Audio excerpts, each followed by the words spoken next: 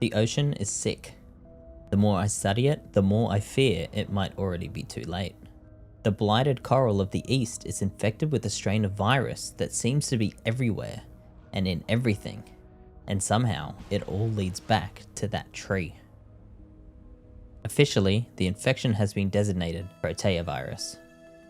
But we've started calling it Masefield syndrome, named after the poet John Masefield, who lived about 250 years ago.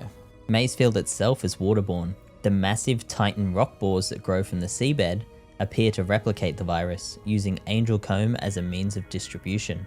It seems capable of transforming the cells of one organism to behave like another entirely. Almost as though it's collecting biological records from every life form that it's infected, and rewriting them to better serve itself. That should be a biological impossibility. But yet, here we are. The virus has effectively turned this entire world into its own grotesque experiment. For lack of a better comparison, a biological Build-A-Bear. Need a trait? Take it from somewhere else. Adaptation that should take millions of years is happening in real time. It has put evolution itself on speed dial. Although, it seems to have made a mistake. By accident, the virus appears to have created a second strain, Proteavirus beta, known as Bloom. Bloom appears to target angel combs and rock bores with one singular purpose in mind: reproduction. The infection establishes massive breeding sites known as bloom nodes around juvenile angel combs, exploiting their ability to mass produce viral matter. Most of these sites develop 3 or 4 growths known as bloom cankers. These cankers store hardened viral crystals before releasing them into the surrounding seawater. The organism then feeds by absorbing the remains of all the dead microorganisms killed by the bloom. Destroying these cankers weakens the bloom just enough for the alpha strain to overwhelm it once again. They can be destroyed by triggering a high burst of sonic energy.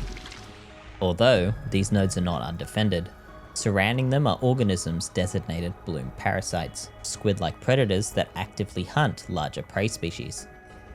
What they lack in eyes they make up for their ability to smell and track heavy organisms through the water.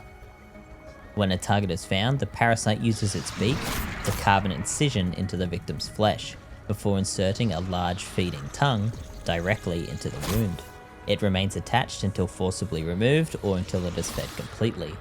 While feeding, it spreads the bloom virus into the host organism itself. Infected creatures become violently aggressive, highly territorial, and possessive of the nearby bloom cores. At this point, there might not be a single ecosystem on this world untouched by Masefield.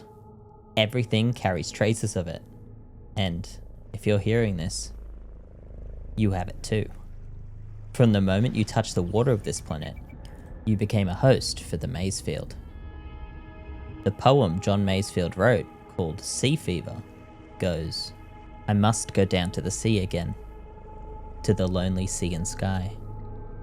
And all I ask is a tall ship and a star to steer her by, and the wheels kick and the wind's song and the white sail shaking, and a grey mist on the sea's face, and a grey dawn breaking. I must go down to the seas again, for the call of the running tide is a wild call and a clear call that may not be denied. And all I ask is a windy day, and the white clouds flying, and the flung spray and the blown spume, and the seagulls crying. I must go down to the sea again, to the vagrant gypsy life, to the gull's way and the whale's way, where the wind's like a whetted knife. And all I ask is a merry yarn from a laughing fellow rover, and a quiet sleep and a sleep dream when the long trick's over. You may begin to experience hallucinations. You may hear thoughts that are not your own. You may be compelled to swim towards the tree. Ignore them. You may feel an overwhelming urge to descend, to keep swimming deeper and deeper until the surface disappears above you. Whatever you do, do not listen to that tree.